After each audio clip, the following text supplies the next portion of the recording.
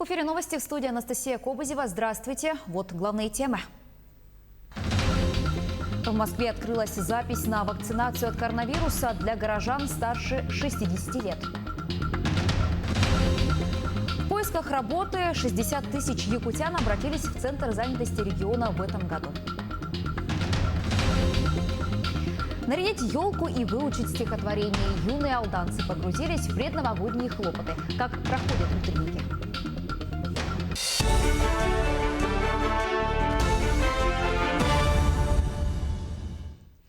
В Москве открылась запись на вакцинацию от коронавируса для горожан старше 60 лет. Она будет бесплатной, а прививочные пункты будут работать все новогодние каникулы. Подробности у Татьяны Гамузовой. В Москве с понедельника 28 декабря открывается запись на вакцинацию от коронавируса для жителей старше 60 лет. Об этом написал в воскресенье в своем блоге мэр столицы Сергей Собянин. Он напомнил, что Минздрав одобрил такую возможность для отечественной вакцины ГАМ-ковид-ВАК, более известной под торговой маркой «Спутник Ви».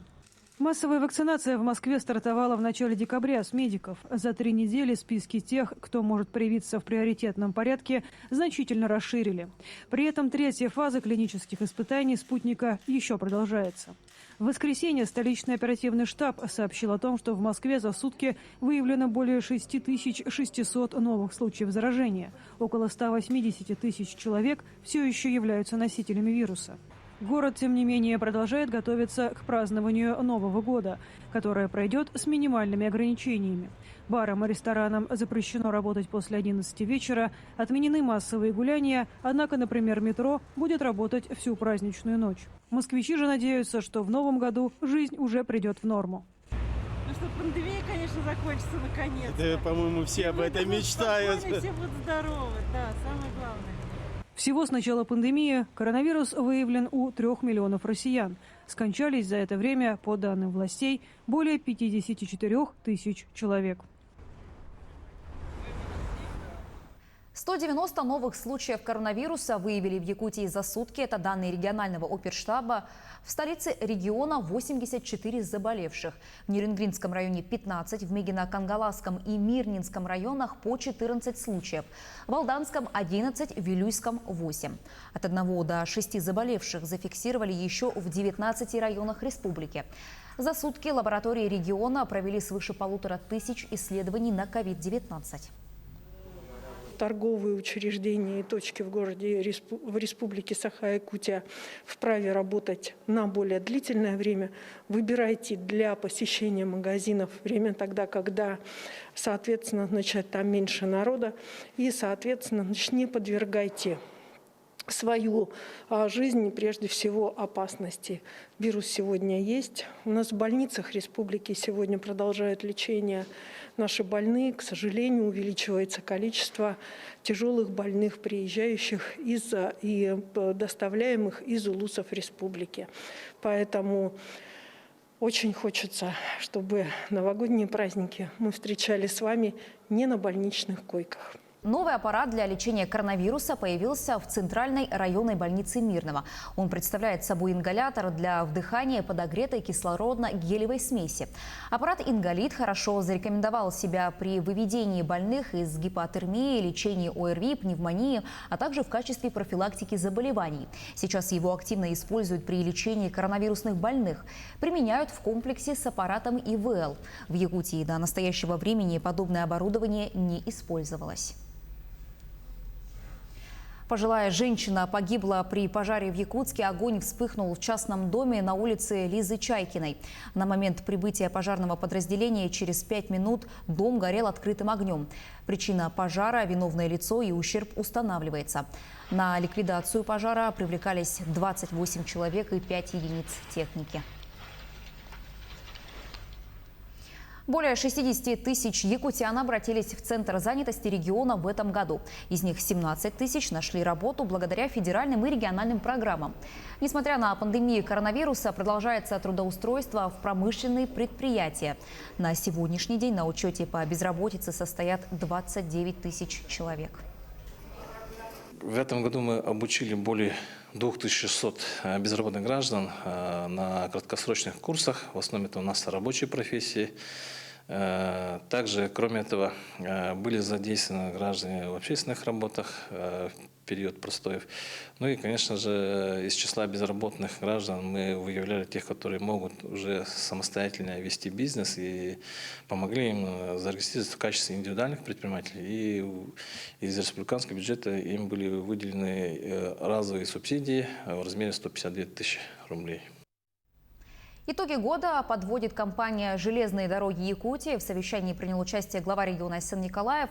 В этом году объем перевозок прогнозируется на уровне 6 миллионов тонн. Грузооборот на уровне 1,6 миллиардов тонн на километров, что составляет 100% от плана. Рост обусловлен открытием прямого железнодорожного сообщения до станции Нижний Вестях. С марта по июнь спад пассажиропотока составлял 70%. Однако удобная схема доставки пассажиров до Якутска, открытие новых билетных касс и создание новых направлений без пересадочного движения позволили компании перекрыть негативные влияния пандемии. В следующем году компания планирует расширить географию пассажирских перевозок, организовать собственный скоростной поезд по маршруту Нижний Вестях-Владивосток. Глава региона отметил, что, несмотря на кризисные явления, компания завершает год с неплохими результатами. Нерюнгринский район вошел в топ-100 лучших муниципалитетов России по итогам 2019 года. Экономика, благоустройство, социальные факторы, инновационные оснащения – эти позиции учитывали при составлении рейтинга. Екатерина Павлова продолжит тему.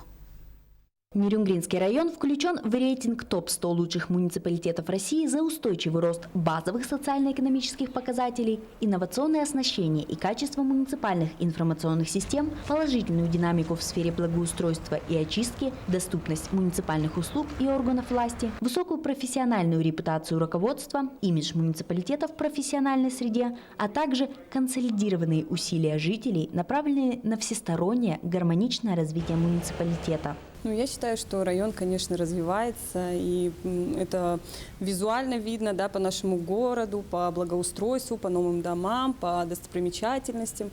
То есть развитие есть, мы не стоим на месте, и это очень сильно радует. Вы знаете, Нерюнгри всегда, наверное, стоял на передовой в Якутии, потому что это все-таки первенец БАМа, да, это всегда был город молодой, очень динамичный, развивающийся.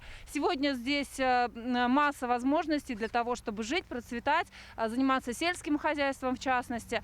Вообще, я люблю Нерюнгри. Международная система муниципальных инвестиций, работающая под управлением группы компаний «Каргасок» и под патронажем клуба руководителей муниципальной сферы, присвоила Нерюнгринскому муниципальному району инвестиционный рейтинг территории «Стабильный» на 2021 год в отношении сотрудничества инвесторов с Нерюнгринским районом по реализации муниципальных инвестиционных проектов и активов.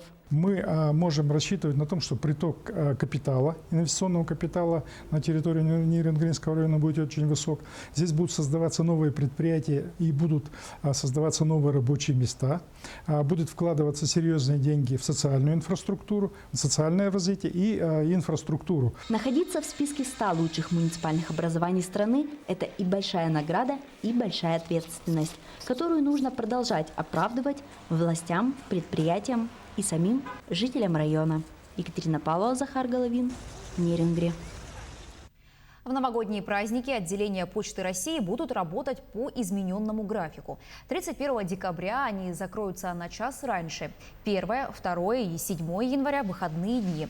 В этот период почтальоны не будут доставлять почтовые отправления и периодические печатные издания. Пенсии и пособия будут выплачены по графику, согласованному с региональными отделениями Пенсионного фонда России.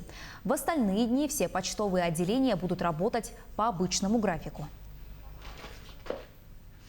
Нарядить елку, выучить стихотворение и дождаться Деда Мороза. Юные алданцы погрузились в предновогодние хлопоты. В этом году утренники в детских садах проходят без участия родителей. Все же мамы и папы увидели, как их дети встречают Новый год. Педагоги сняли множество видеороликов. Удаленно побывать на детских праздниках удалось и Татьяне Вахниной.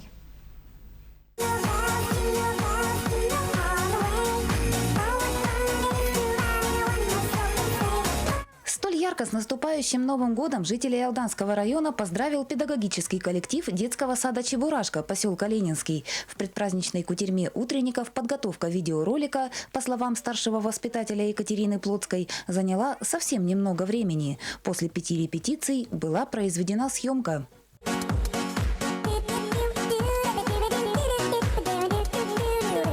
В преддверии Нового года детские сады выпустили массу поздравительных видеооткрыток и роликов о подготовке к празднику. Уходящий 2020 для детей и их наставников стал богатым на приобретенный опыт в создании киношедевров. Вот как преобразился алданский крепыш.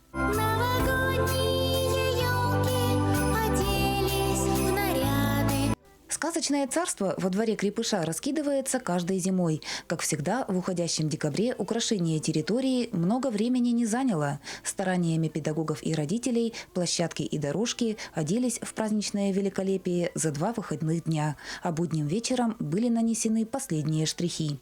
И, конечно, Дедушка Мороз не заставил себя ждать. Спешит по лесенке и тихонько поет праздничную песенку. Накануне праздника у Дедушки Мороза и Снегурочки хлопот не впроворот. Детвора ждет подарков, и всюду нужно успеть. В этот раз настоящих Деда Мороза и его внучку удалось увидеть и ребятам детского сада «Светлячок». Пусть в Новый год случится чудо, в душе зажгутся огоньки, и целый год у вас не будет ни огорчений, ни тоски.